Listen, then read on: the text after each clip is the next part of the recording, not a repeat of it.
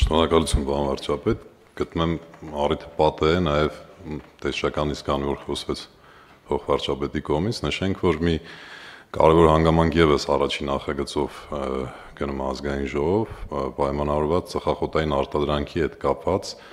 վերահսկողության տիրույթում, այսինքն փոփոխություն է տեղի ունենում նաև այդ մասով։ Մենք տոպրակների հետ նաև վերահսկողություն իրականացնելու ենք այդ բաց վաճառքի եւ գոստերի նկատմամբ ու շատ կարևոր է բարձրաձայնել, որ այլևս ստուգման շրջանակներում չի լինելու, այսինքն մենք նախապես ծանուցման խնդիր չենք ունենալու եւ տեսչական մարմինը կարողանալու է դիտարկման եղանակով անել ու սահմանափակում չկա, այսինքն ցանկացած իրավիճակում հնարավոր է լինելու տեսչական մարմնի կողմից վերահսկողություն իրականացնել ու արձագանքել այդ մասով։ Շնորհակալություն։ Դե որ հասակատեղ մի դեպք պատմեմ։ Այս վերջերս մի խանութ եմ մտել եւ դե ծխախոտները սովորաբար լինում են այդ ելքի հատվածում եւ ծխախոտները բաց ուղակի բան այդ վաճառադարակների վրա են, վաճառողին ասում եմ, բա սրանք փակ պետքա չլինեն, ասում եմ հա, ասում եմ բա ինչի փակ չեն, մեկ էլ սենց Բրյուս Լի արագությամբ մի հատ սենց շարժում անում, տեղում փակվում, ասում եմ փակ են։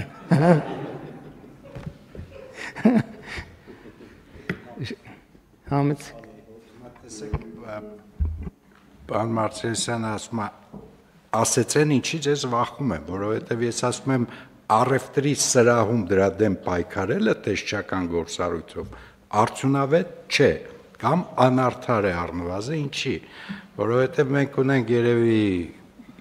առնվազն 8000 միավոր վաճառ ու արդյունքում դա կավարտվի նրանով, որ ուղղակի կենտրոնում երկու հատ միջոցառում կտեսնենք ու դրանով խնդիրը կավարտվի։ Ես ասում եմ արտադրողի մոտ պետք է արգելել դրա արտադրությունը եւ ներմուծողի մոտ պետք է արգելել դրա սահմանին պիտի ներմուծում։ Դուք պլաստիկի մասին եք հիմա խոսում։ Ես կարծում եմ ծխախոտի մասին ենք մենք ասում։ Չէ։ Բայց ծխախոտի լուծումը կներեք շատ տեղերում տվել են, արգելում են ընդհանրապես ծխախոտի տուփի վրա որևէ բան գնել, սենց սպիտակ բան է, այս սենց։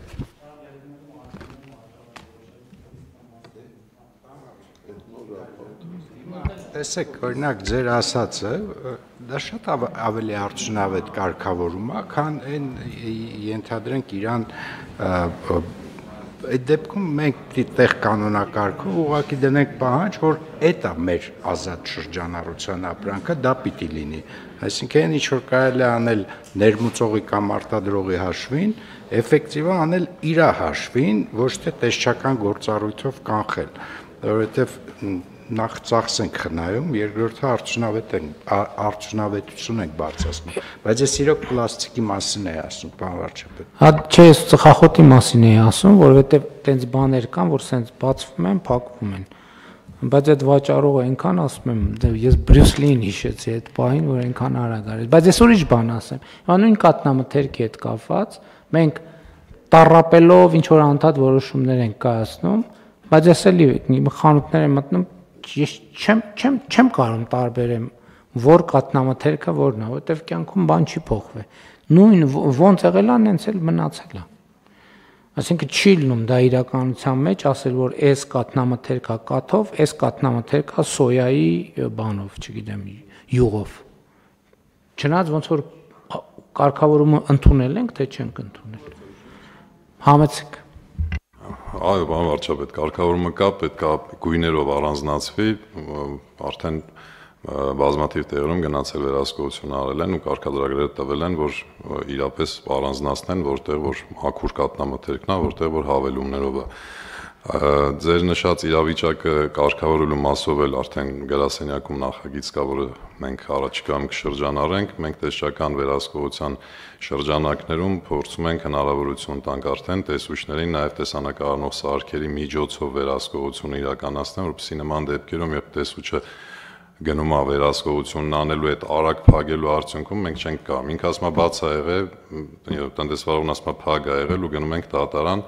դա առաջիկայում կունենանք։ Ինչ վերաբերում է ծխախոտի մասով, պարոն Գրիգորյան, այդ հարցը արդեն կարգավորված է, մենք ունենք հիմա կարգավորում, որ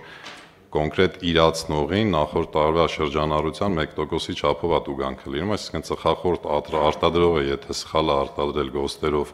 ու փոխանցել է արդեն ուղիղ վաճառակետին, մենք գնում ենք արտադրողի մոտ։ Վաղ մյուս օր հնարավոր է նաև այս